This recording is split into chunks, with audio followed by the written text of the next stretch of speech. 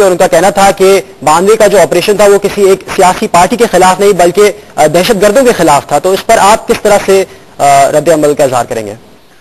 देखिए, अब पूरी कौम जानती है और सारे हकाइक अवाम के सामने आ चुके हैं कि ये ऑपरेशन किस तरह किया गया एमक्यूएम पे, और एमक्यूएम की साख को नुकसान पहुंचाया गया सोची समझी प्लानिंग के तहत, जिसमें सबसे टॉप पे जो प्लानर थे वो नवाज शरीफ साहब के जो सरबराह हैं वो, क्योंकि इनके इल्म में था, ये प्राइम मिनिस्टर थे, और इन्होंने सिर्फ इस खौफ से कि एमक्यूएम का वोट बैंक बढ़ रहा है, ग्राफ जा रहा है, इस वजह से फौज ऑपरेशन ये करवाया और खामोश बैठे रहे।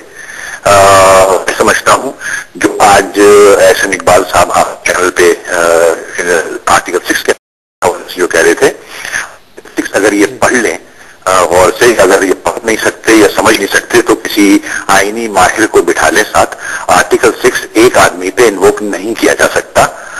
अगर आर्टिकल 6 इन्वोक होगा तो जो कोलैबोरेटर्स हैं, जो वेट कर रहे हैं, वो सारे इंक्लूडेड हैं उसके अंदर। अगर आपने आर्टिकल 6 सिर्फ एक आदमी पे इन्वोक किया तो वो फिर आप आइन तोड़ेंगे। आप आइन का आर्टिकल 6 तोड़ के आप वो फिर इम्प्लीमेंट कर सकते हैं, तो आइन तोड़ने की सजा फिर आप पे भी लागू हो जाती है। आइन तोड़ने की सजा आपको पता है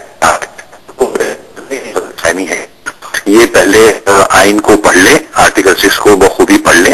और जहां तक 7 साल हुकूमत एमक्यूएम के हवाले से बात की गई है, हम तो 7 साल हुकूमत रहे हैं, ये 2/3 मेजोरिटी के साथ 2 दफा प्राइम मिनिस्टर रहे हैं, एक दफा 2/3 मेजोरिटी के साथ, एक दफा वैसे सिंपल मेजोरिटी के साथ। इन्होंने आज कमीशन आजाद नहीं कराया, इन्होंने आज तक भी आजाद नहीं कराई, अदलिया पे स्ट्रॉन्ग कराया इन्होंने।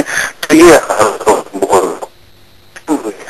ना कि एमक्यूएम ने तो कोई ऐसा काम नहीं किया है कि ये पूरी कौम जानती है कि 2 दफा इक़्तिदार में आने के बावजूद हेल्थ का क्या हाल है, एजुकेशन का क्या हाल है, इकोनॉमी कहाँ जा रही है, बिजली का क्या हाल है, ये सारे जो मसाइल है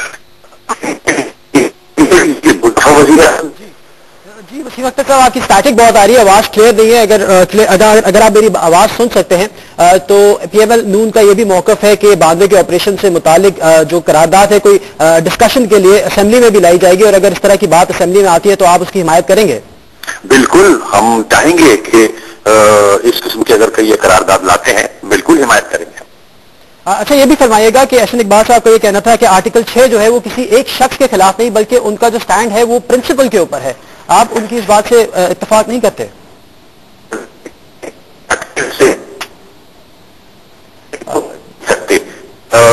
आपको फिर अमेंडमेंट करनी पड़ेगी कानून में, आइन में। आर्टिकल 6 जो 73 के आइन में डाला गया है वो कहता ही है, अगर उसके तीनों क्लॉजेस पढ़ेंगे आप तो एक आदमी को सजा नहीं दे सकते, जो कोलैबोरेट कर रहे हैं, जो उनके साथी हैं, सबको सजा मिलेगी, जिसमें नवाज शरीफ साहब खुद मौजूद है। अगर आर्टिकल 6 इन्वोक होता है तो नवाज शरीफ साहब नंबर 1 पे खड़े होंगे फांसी के फंदे पे। जी, बहुत शुक्रिया वसीम अख्तर।